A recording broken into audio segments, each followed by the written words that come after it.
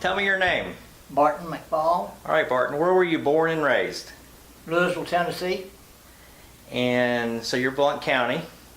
You're right. And where did you go to school? Grammar school and went to Bluegrass, Okay. And then where did you go to high school? Farragut. Okay. But you didn't finish Farragut. No, And why is that? I was in the reserve and got called out in my junior year into the Korean War. Okay. And when you say in the reserves, which branch of service were you? U.S. Marine Corps. Okay. So being in the reserves, you got called up Yeah, while you were still in high school. What year was this? 1950. 1950. So right when the Korean War was getting. Right. Getting hot. Mm-hmm. And when you got called up, where did you get called up to? I mean, where did y'all go? California. And how did you get to California? Were you on a train? The train. They took us. The troop train sidetracked for everything that was moving. They wasn't in any hurry to get us out there, evidently, because they would sidetrack us to let another train go by. Mm-hmm. But we finally made it. Some of us didn't want it. A whole bunch of us didn't want to sit on that train though. Yep. So when you arrived in California, where did y'all go? Camp Pendleton. Camp Pendleton. And what was it for training, or what did y'all do there? Well, they split us up. They split us up, and part of us went to advanced training, part of us went to boot camp. They just assigned us to different units. Okay. Yeah. And what did you do? On boot camp, Where was your boot camp? San Diego, San Diego. Hollywood. Yeah. What was it like in San Diego at boot camp? Well, it was just, I can't describe it. Okay. You learn to obey orders, take your orders, not, you could crawl back at them, but it didn't do any good right then. So once you finished with boot camp in San Diego, So we went back to Camp Pendleton, okay, assigned back to Camp Pendleton, into advanced training in, okay. to go to Korea And then once you finished your training, how did you get to Korea? on the boat. Okay. Well, we call it a boat, it's a big ship. Bunch of your Marines were with you, and Oh yes, it was the whole reserve group that they had at okay. And where did the boat leave from? San Diego. Okay. And then how long were you on the boat to get to wherever you were going? For about 15 days. Okay. Took us about 15 days to go across. What was it like on those 15 days? Was it were you training? Were you relaxing? Were you? No, you took your physical training every day. Mm-hmm. You were up taking your calisthenics going every day. Did they feed you good? Well, yeah, on board ship. Yeah. And then when those 15 days were up, where did y'all land? Kobe, Japan. Japan. Okay. We stayed there for a couple of days.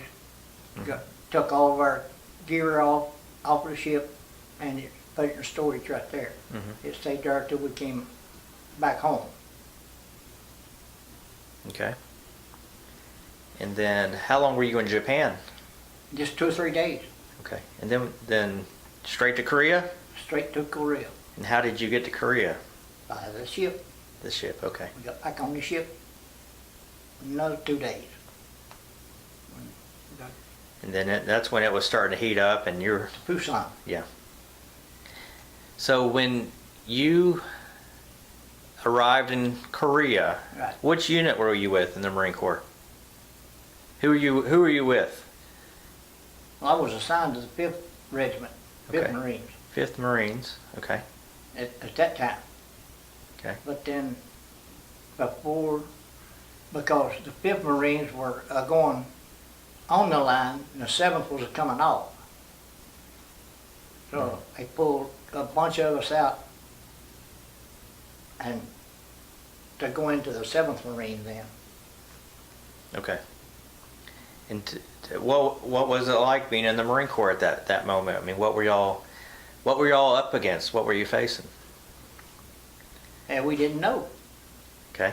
We didn't know what we were facing because we were still in South Korea. Okay. And we didn't know what. A South Korean and North Korean, they look the same. They're the same. So what do you do when you're in the combat? Somebody jumps out in front of you. You're north or south. You don't have no time. So it was already It was already going gone. on. Yeah. And what was your main job in the Marine Corps when you were in Korea? Just machine gunner? I never did make gunner. I was in the machine guns though. Machine guns. I Okay. got automatic weapons. Okay. Automatic weapons. Yeah. Your unit. And how many men were you serving alongside? Let's see, there's 15 men in a section, Okay. and you got 2 guns in the section. Okay. So you just provide support to the guns and We carry the ammo, got it. for the gun. You carry 2 boxes of ammo, each man does. Okay. And were you ever wounded in action? Yes.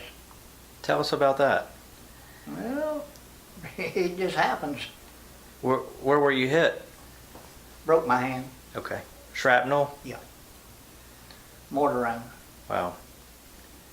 Did it knock you out or did you? No, I was in my foxhole. Yeah, but it hit you pretty good? Well, just that one piece hit me across my hand. Were you able to continue on with? Oh yeah. Yeah. I spent about 5 weeks in the on the hospital ship Okay. and come back to my unit. So you got hit, they took you off the front lines and you went to the hospital ship. Yeah. And then once you were back better, you went back to your unit. I went straight back to my unit. And one day, the next day, I got pieces of shrapnel in my eye. Which eye was it? Right. Right eye? Yeah. Did it blind you or damage No. your eye or anything? No. They said it didn't do any good. Okay. Well, that's Didn't good. do any harm to it. Well, that's So- that's really good. Now, from the time that you were on the hospital ship, did your unit lose many men? Were any killed in action? Well, there was several, yes. We were on the front lines. So we moved. Mr. General McCosker gave us a talk April 1st, Okay. 51. He said, boys, he stood there a minute, he said, no, by God, you ain't boys no more. He said, you're men. He said, in the morning we're moving. He said, and our next stop is the Yellow River. And if President Truman had left him alone, there wouldn't be none of this that's going on right now, I think. What do you think would have happened? Well, we were up there, in 15 days we were sitting on a mountainside looking at the Yellow River. And that's when President Truman fired him.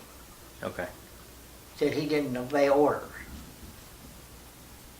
And that's when everything went haywire in Korea. Korea War's never been over. Right. Did you ever experience the cold weather that a lot of veterans Oh, talk? yes. When it got cold, it stayed cold. It wasn't a hot day and a cold day. It stayed cold. Did you have enough gear to keep you warm or keep? No, we didn't have the cold weather gear to keep us warm at that time. But by the time we left, we did. It's gotten better and better all the time. And we got our cold weather gear. When I left over there, after 13 months over there, well, we got pretty good cold weather gear in then. Okay. Were you ever able to correspond back home with family, like when you were on the hospital ship, or? Oh, no, No, no. All we had corresponded with were letters. letters. Okay. Yeah. It wasn't like it is now. No. You didn't have that there telephone you call home. No, it wasn't nothing like that. So, at what point did you leave Korea? March the 17th, 51. Okay. And then where did you go from there? Back to Japan. Okay. On a ship. Kind of Yeah, made your way back. yeah, like I said before, we got up from Busan, and I came back in the 6th replacement draft. I know that I come back, and I don't know what it was. But we came back up on the east coast of Korea, and the ship set out in the bay, and we took little boats out to the ship, got back on the ship, and then went back to Kobe, Japan to pick our gear up, Okay. And then back to the United States. and then took us 17, 18 days to come back over on the ship. Got back in Japan though before we come back to pick our gear up. We were supposed to be there a week. We were there 2 days. Because there was a typhoon coming in. Okay. And they didn't want that ship sitting there with that typhoon coming in, so they put us all back on board the ship. We took off. And when you made it back to California, did you stay in the Marine Corps? Did they No, discharge you? they discharged us. Okay. What of us that wanted to come home, Mhm. discharged us to come home. And so you took a train back to Tennessee? No. Took a big bird. Okay, so you flew back. Took that silver bird and come home fast. Yeah. Had you been in an airplane before that?